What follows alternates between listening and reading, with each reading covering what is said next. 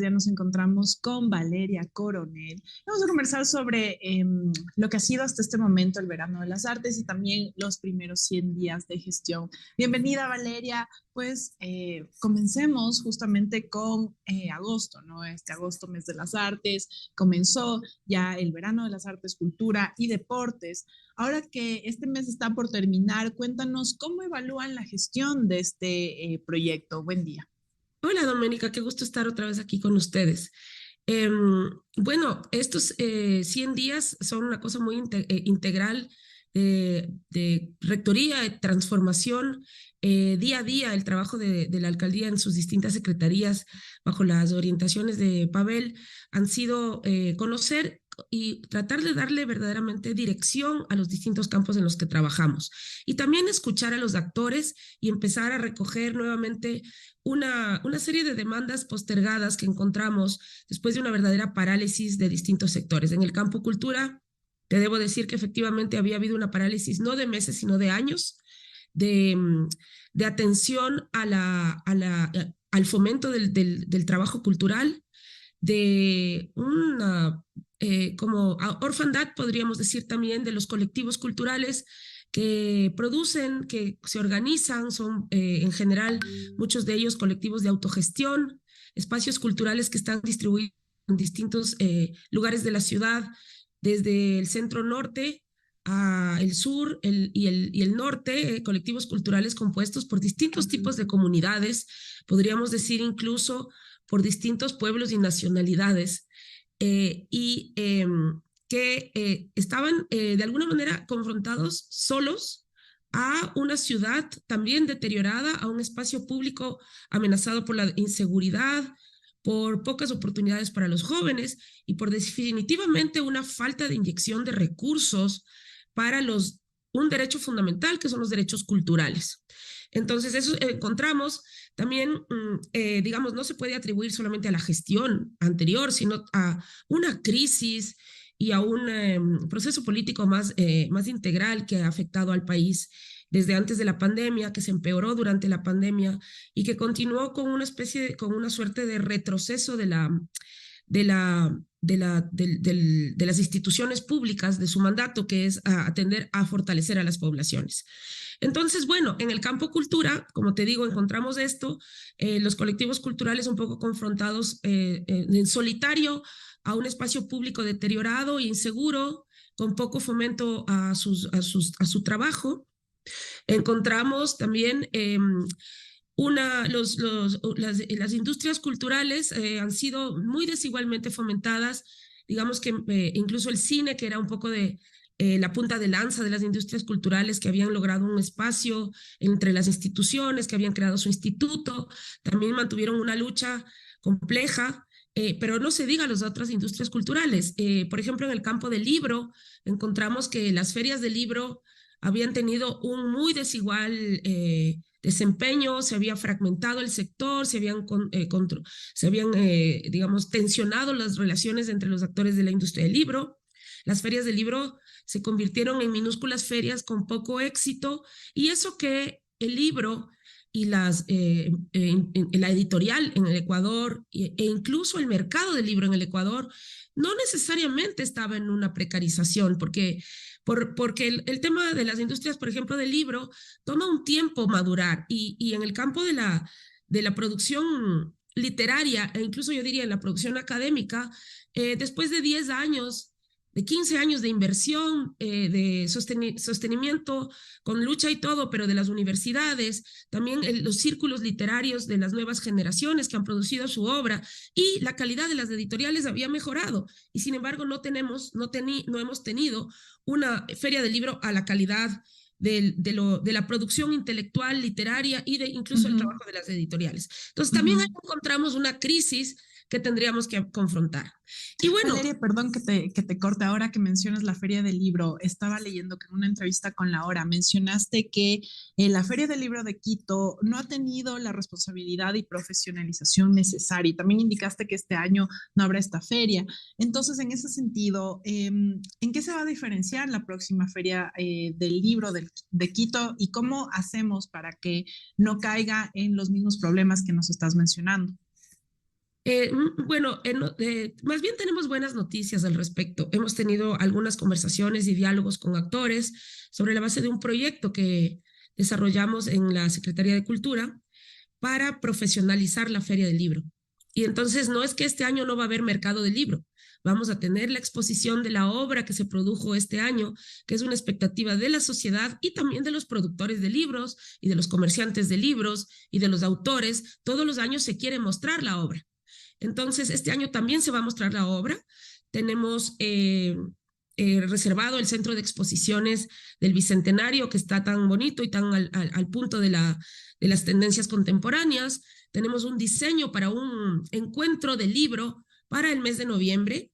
Y estamos construyendo esa programación de manera dialogada con los actores, con la Cámara del Libro, con colectivos de lectores y promotores de la lectura juvenil, con los texteros, con los que hacen los libros infantiles, con las editoriales llamadas independientes, que en realidad son emergentes.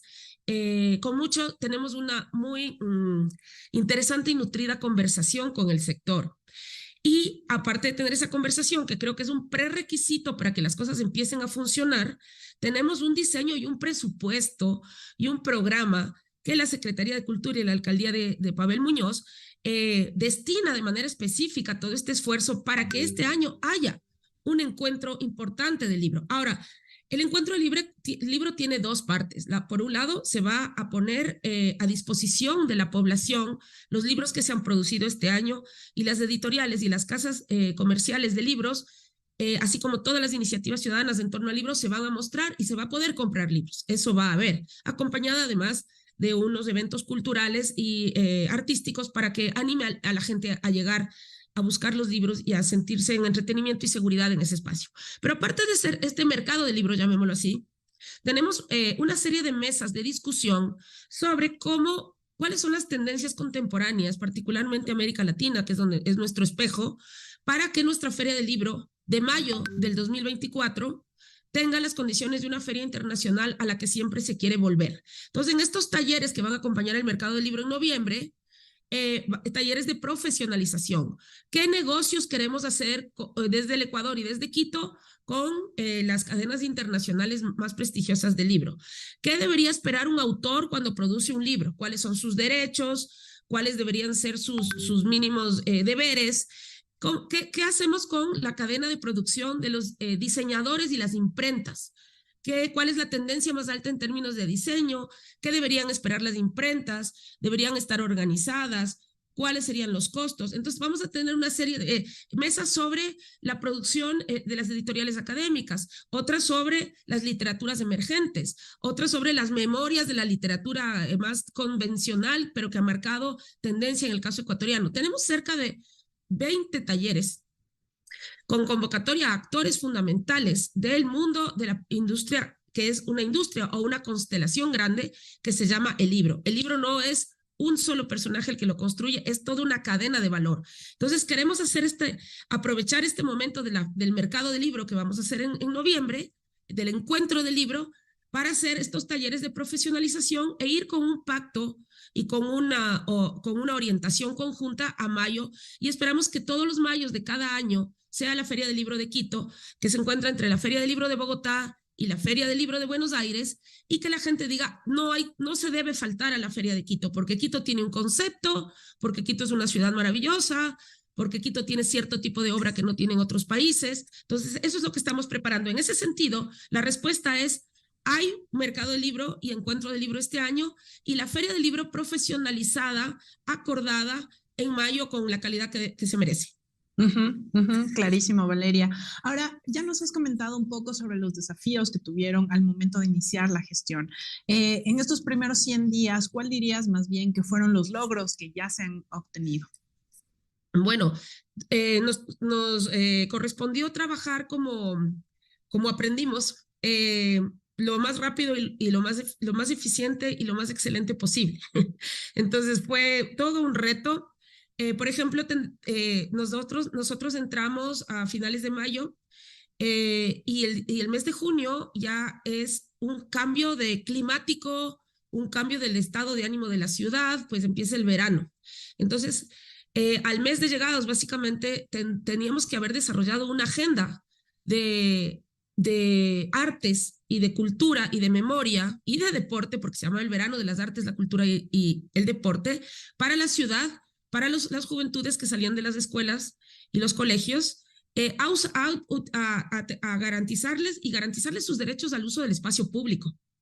¿Cómo haces todo eso en poco tiempo y de una manera que marque una diferencia? Es decir, que no profundice la depresión social, el desánimo que se produjo no solo por la pandemia, sino por lo que la gente encontró después de la pandemia, que es una falta de oportunidades y una expansión incluso del capitalismo irregular y de la violencia. Entonces, lo que hicimos fue, para planificar el verano de las artes, la cultura y el deporte, lo que hicimos fue una metodología que sí traduce lo que es nuestra política pública como corriente.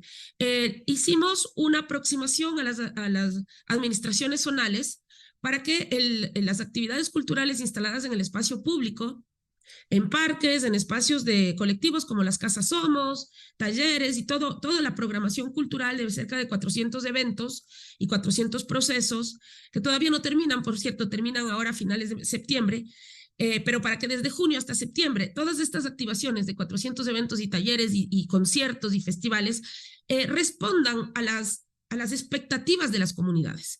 Entonces, tú puedes encontrar en el desarrollo de nuestra metodología una inversión económica, que por cierto todos los documentos de todo el modo en que administramos financieramente los recursos para garantizar los derechos culturales se encuentran transparentemente en el CERCOP al acceso de la ciudadanía.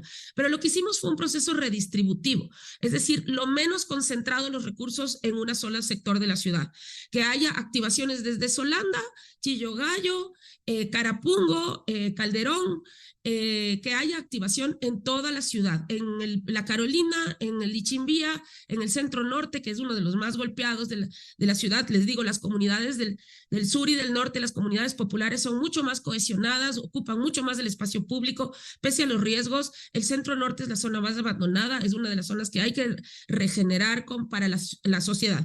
Entonces, primero fue una metodología lo menos concentrada, lo más desconcentrada en el sentido de atender a toda la población del distrito metropolitano. Segundo, fue participativa, o sea, nos reunimos con las asociaciones, con las administraciones zonales, con los pueblos y las nacionalidades, con grupos de distintas edades, haciendo un trazado, un mapeo de las expectativas de la gente, porque hay gente que le interesa mucho la música tradicional, una cierta generación, hay otros de la generación sub 55 que les interesa el rock alternativo, que les interesa el blues, otras cosas que tenemos. Las juventudes han sido muy ignoradas y en este tiempo han tenido una transformación cultural muy importante, han introducido cosas que nosotros no conocíamos suficientemente, como la electrónica, por ejemplo, sí, el hip hop, el K-pop. Entonces, ¿qué expectativas culturales tenían las distintas edades y los distintos sectores de la sociedad, de la ciudad, y al mismo tiempo cómo dar un ánimo de tipo metropolitano, es decir, que la gente no esté solo fragmentada en el territorio? Entonces construimos una agenda participativa, redistributiva y además con un saber técnico, que así se llama en la burocracia, el saber técnico, en realidad es un saber sobre las artes, un saber del campo especializado de las artes, la cultura y la memoria, para levantar también con excelencia la producción cultural que se instalaría en el espacio público. Entonces, con esa combinación de elementos produjimos el Verano de las Artes y empezamos por el Inti Raymi con 29 parroquias, 29 comunidades a nivel periférico de la zona rural, pero también tomándose la metrópoli en el centro, porque el Inti Raymi no es una fiesta de la periferia, es justamente una fiesta calendárica metropolitana. Atendimos a las juventudes en sus vacacionales con talleres de arte y cultura, hicimos conciertos, festivales familiares, y todavía nos queda todo el mes de septiembre tuvimos que aplazar por el terrible acontecimiento. Sí. Y justamente te iba a preguntar, perdón, nuevamente, porque aquí en el chat una persona que es artista nos comenta que sí, o sea, bueno, todos sabemos lo que sucedió lamentablemente el pasado 9 de agosto y el luto nacional que vivió el país, y obviamente la Secretaría de Cultura tuvo que acogerse a eso y cancelar muchísimos eventos que estaban programados justamente para el feriado del 10 de agosto. Entonces, lo que preguntaban aquí es cómo se va a reprogramar esto, si es que ya se tiene una idea y también cómo están manejando con los artistas que ya estaban en la agenda para esos días. Sí, bueno, concretamente sobre ese festival, una especie de folk festival, o sea, habitar el parque que propusimos como una metodología para el Bicentenario y que tenía unas tremendas tarimas, 2 tarimas, una carpa de circo lúdico para infantes, un galpón de electrónica, todo eso habíamos programado con mucho esfuerzo y cariño y bueno, fue un golpe para todo el país, para la democracia, obviamente nos teníamos que solidarizar y estar con el país. Pero esto está reprogramado, hemos tenido de los artistas la mejor respuesta, porque además de los artistas ecuatorianos del más alto nivel, se les ha tratado, digámoslo así, como artistas internacionales. Generalmente se hace una diferencia entre artistas internacionales y nacionales, en nuestro caso no, ellos tenían incluso pues un anticipo, pues ya tenían el compromiso con nosotros y nosotros con ellos, y solidarios con lo que pasaba el país, también ellos se propusieron, conjuntamente hemos negociado una reprogramación. Entonces la reprogramación va a ser ahora a mediados de septiembre, muy pronto. Estamos identificando para no interrumpir actividades ya preprogramadas. Hay una organización de niños con cáncer y una organización que ya tenía, digamos, reservado el Parque Bicentenario para sus actividades que no nos corresponde, no nos pareció ético interrumpir o suspender su trabajo tan bien elaborado, pero tenemos otros maravillosos parques, entre esos el Ichimbía, por ejemplo, y otros. Estamos programando el lugar para diseñarle con la misma metodología, que la gente esté contenta en el espacio verde y que además tenga capacidad de moverse de una tarima a la otra para ver la programación artística del más alto nivel que programamos. Entonces, muy pronto ese concierto será anunciado con todos los artistas que estaban comprometidos para la vez pasada. También tenemos un artista internacional que no va a estar en septiembre, pero va a estar en octubre, que el alcalde lo mencionó y que también está comprometido con venir para nuestra programación cultural.